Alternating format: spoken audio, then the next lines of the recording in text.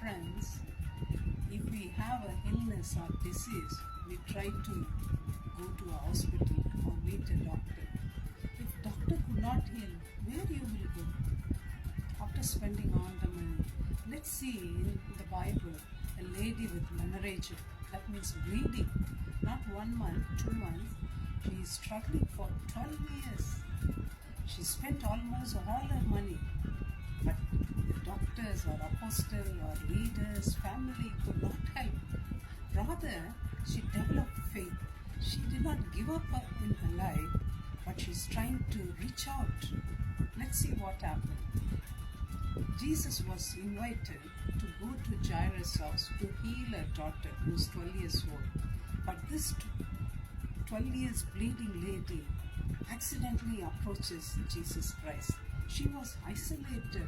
If a lady is having a bleeding, she cannot enter the church. She cannot enter the house. She will be separated from family. There is no hug. There is no kiss. There is no tap on the back. Nobody will handshake with her.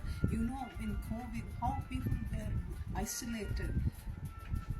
And nobody can talk to her. She was left all alone. She was called ceremonically unclean. She is filled with shame. How cost? This lady hears about Jesus. How she can hear when she was in isolation? She could have followed the crowd. She could have saw the crowd passing by her house. She could have walked with her disciples, and disciples were commenting about the miracles Jesus was doing. My friends, do you hear about Jesus? In order to develop faith, you need to hear about the Word of God. Unless you hear, you will not have the faith on Jesus Christ. She knows doctor is not a healer. Jesus is a healer.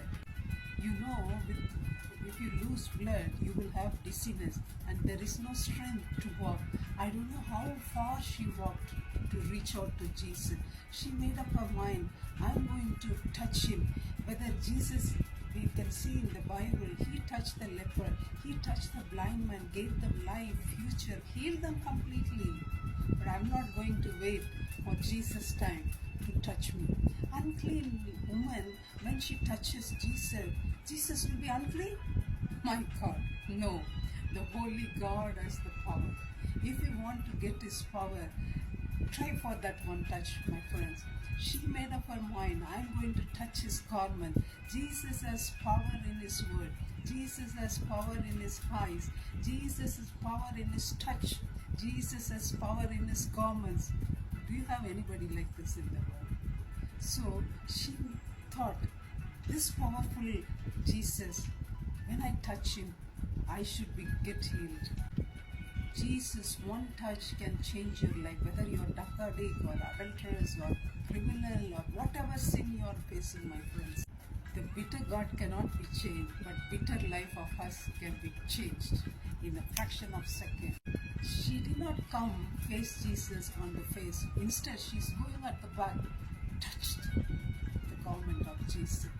Immediately, her bleeding stopped. She tried.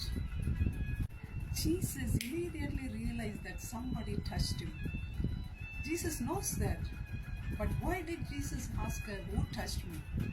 Because she got the healing, but still she was not completely changed, transformed. Still she was having fear. Still she was in shame.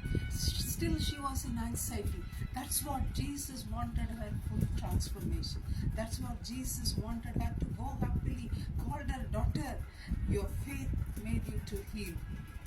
Regardless of her issue, she came to touch Jesus. Whatever circumstances, my friend, do you want to touch Jesus? That one touch. Jesus did not condemn her because she touched. Rather, she called her as a daughter. Jesus is calling you as a daughter. You want to get that privilege and grab him. Come to him. Get the healing instantly. May God bless you and help you and heal you. Thank you. Bye-bye.